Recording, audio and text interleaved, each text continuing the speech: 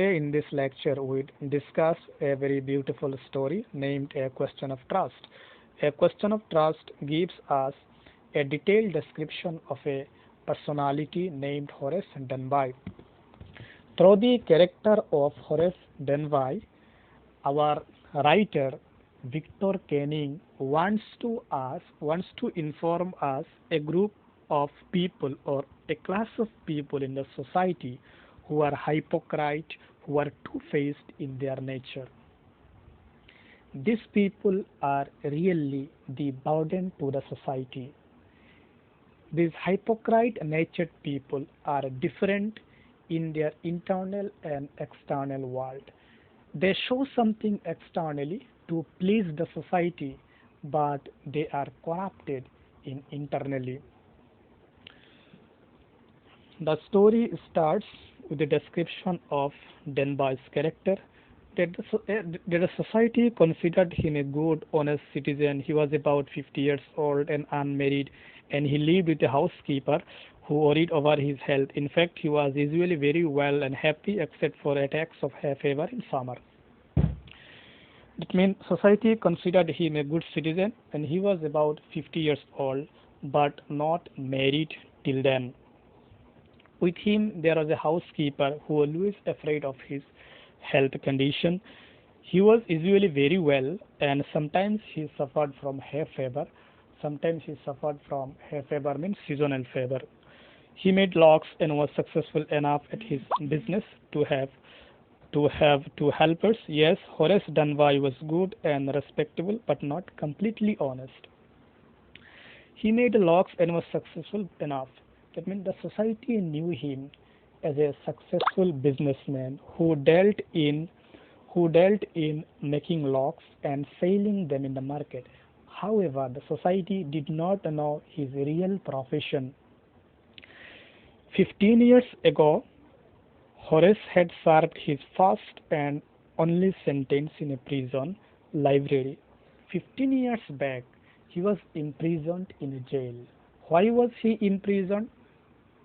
On this question, the entire story depends.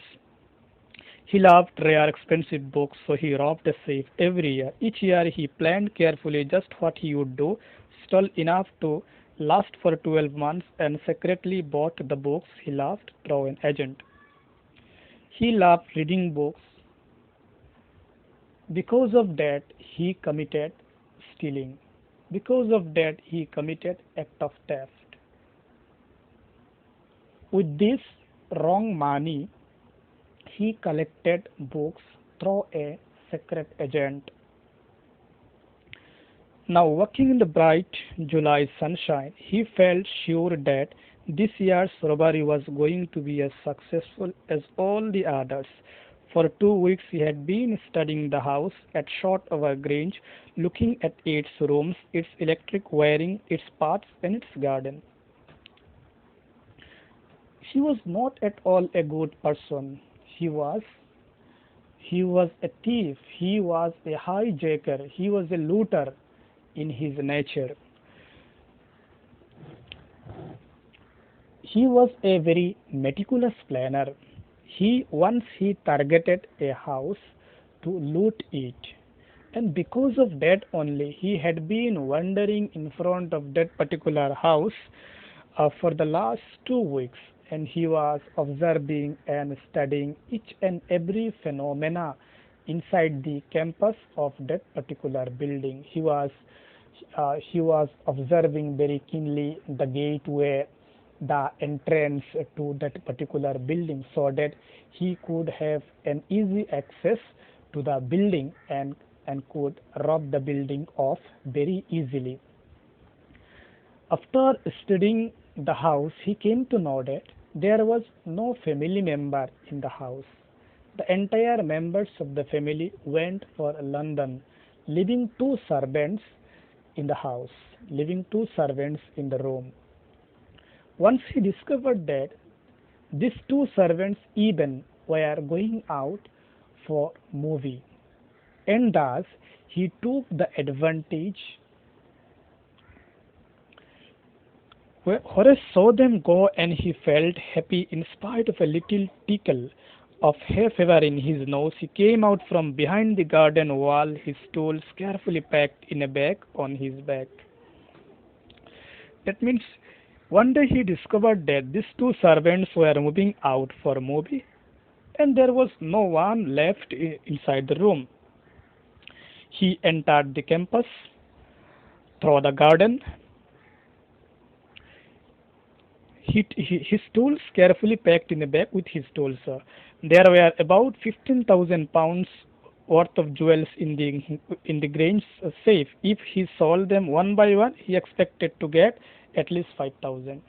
That means he discovered that there were about 15,000 pounds worth of jewels in the Grange safe. If he sold them one by one, he expected to get at least 5,000,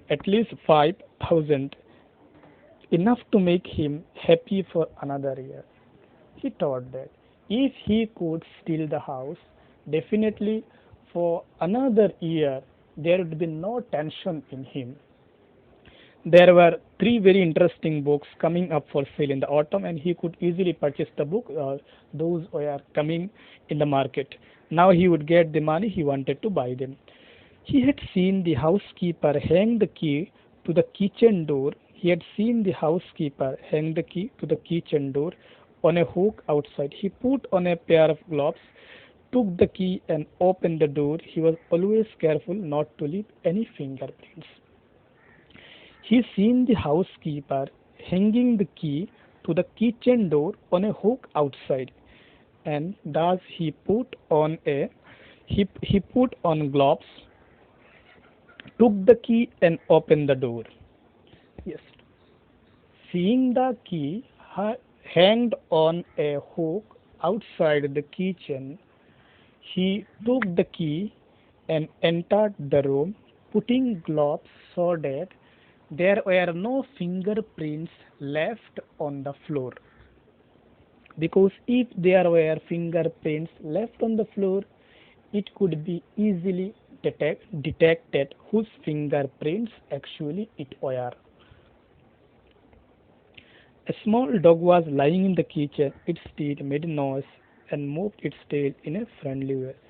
Whenever he opened the door, he had seen a small dog was lying in the kitchen, which was barking. "All right, Sherry," Horace said as he passed. He knew the technique of cooling down the barking dog. He very lovingly treated. As a result, the dog also became cooled down. The safe was in the drawing room. Safe means box. The safe was found in the drawing room behind a rather poor painting. Horace wondered for a moment whether he should collect pictures instead of books, but they took up too much room in a small house. Books were better. He was in a confusion whether he would collect the books that were in the safe, or collect he would collect the pictures that were fixed on the wall. And later he thought that it would be better for him to collect the books, since the room was small.